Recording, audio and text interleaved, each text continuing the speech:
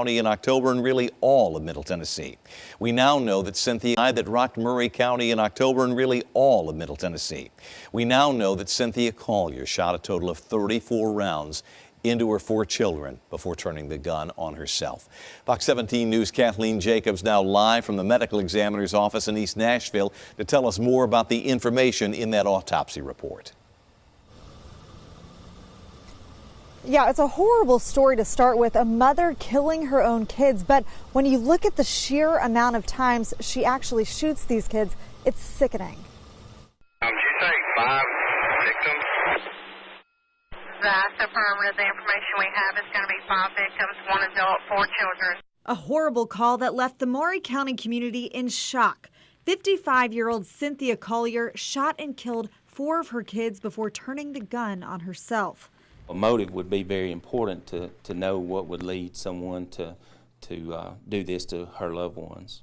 An autopsy shows the mother had no drugs or alcohol in her system when she shot 34 rounds into her adopted kids.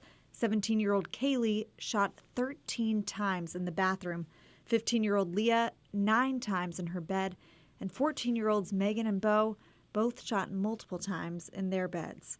2 months later, still no motive, no indicator. We know the parents went through a nasty divorce, but the kids seem to live in a loving household with their adoptive mother.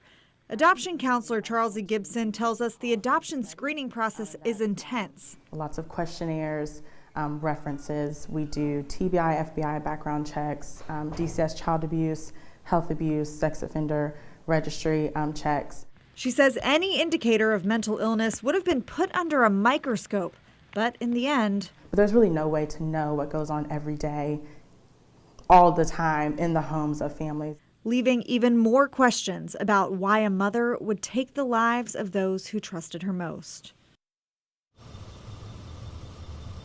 That autopsy also shows us that the mother left a suicide note, but it does not say what that note said. Live from the medical examiner's office, Kathleen Jacobs, Fox 17 News.